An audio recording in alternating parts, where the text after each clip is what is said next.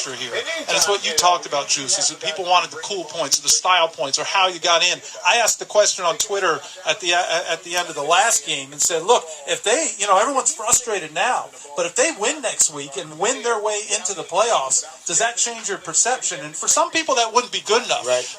But for most fans, and I think for the folks that were out here screaming and you knew it meant something to them, it's all about getting to the playoffs. It doesn't matter anymore. Yes, you're the 7th seed instead of the 1 or the 2 or whatever that may be, but you're in there. How many teams, they're done? How many teams are never going to see the same players in their locker room again? How many fans don't have a game to watch that matters to them next week? This is what we're in this business for, guys. And it's a playoff. This was a playoff game, right? You don't make it. And they won the game. It wasn't pretty. You can look at the score and say it was a baseball score, whatever you want to do. It doesn't matter because they're in the playoffs. And about, I don't know, maybe 10, 20,000 fans or so hung out here at the end of this Bill yes. game. It just went final. Jackrabbit Day 2. To knock them out of National Championship. into that 7 seed, like you mentioned, and Juice touched on it in the beginning as well. How are we going to turn our noses up at playoff appearances? Right. 2016, 2008. That's the last 2 times that you made the playoffs, and before that it was 2001. So in the last 2 decades, you've made it 2 times. Now it's 3. That's a 50% increase. I'll take a playoff season any day of the week. I don't know. That's just kind of where I come down on it. But I mean, I just can't imagine complaining about this. Yeah, it's weird to me. I guess I have no out on this argument, but I just want to say, like, 3rd time in 20 years. We should be happy about that, Juice. Dude, it is the first goal, obviously, is win your division.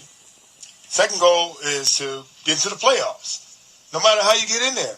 You know what I mean?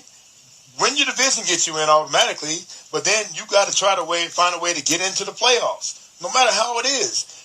Look, man, I'm going to tell you this. One thing I loved about the playoffs, and these players probably love it too, it starts off with getting playoff checks. You know what I mean? I love when he goes there. It's every time. I love it, Juice. One more check, it's gonna fund their 401ks. You know what I mean? And so, bottom line is, and then you get this playoff experience no matter what. You got to get this playoff experience. You can't sit here. We talked about, and Coach McDaniel talked about playoff atmosphere back at San Francisco and creating that atmosphere. Now it's real. Today was a playoff game. Seth and I did our fist fights. It was one game season, but it was a playoff game. Another playoff game coming up, no matter what, man. Now, these guys, like I said, they're playing with house money, man, and getting in is half the battle. We've seen other teams go on runs. Most of them were playing a lot better football. Yeah. But so what? Who knows what type of football we're playing in the next few weeks? Look at what the Giants did when they went on their playoff run. Exactly. On the road. There's a lot of teams that have done that. We're a team right now that have nothing to lose. So we're going to go out there and play, as you know what, to the wall. That quarterback goes out there today for the other team in green. His playoff run, they were 7-6 that year, and it was looking like the end of day. Woo! Like you said, Turn this bowl game down. If you feel like that as a fan, look, I'm not going to tell anybody how to fan, but that's crazy to me. Look, Jacksonville, they're 9-8. Granted, they won 5 in a row, but they're 9-8 as a division winner. You think that they feel badly about being 9-8 and going into the playoffs? The Bucs are 8-9. You think Tom Brady is going to say, "Hey guys, I've done this a lot, and this isn't the way to do it. So let's just throw in the towel." No. This is what you do this for, and they did it, and they found a way. They had a 7th-round quarterback. Yes. That, if he didn't have the preseason he probably would be on the practice squad, right? But but he had the preseason that he had. Protected him. The staff believed in him. The players believed in him. His numbers aren't going to put him in the Hall of Fame after this game, but he found a way to lead the team. They won the game. The defense that has been much maligned. There were a couple of those drives where we said, these are the drives. They got the ball back with 9 minutes. So these are the drives that have broken our back. The last 5 weeks and really all season in any game that you lost, they found a way to get it done.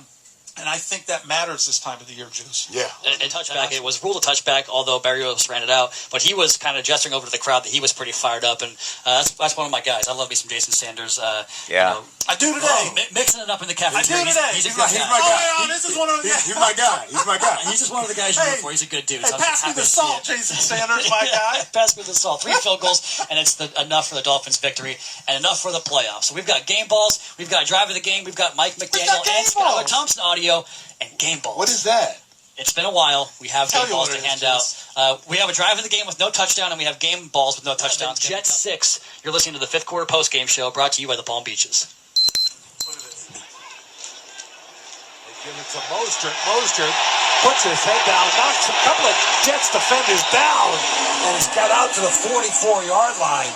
Tony Adams is the one that hung on for dear life to finally get him to the ground. How many times over the last few weeks have we watched Mostert break tackles and keep plays alive? Joe, he knocked Just good, strong run and knocked 14 yards. He knocked Jordan Whitehead on his straight behind. backwards. So, Juice, I know no receiver ever wants to run the football, but after a guy does something like that, are you going back to the huddle like, run the football, guys, let's go? Nope, hell no. No.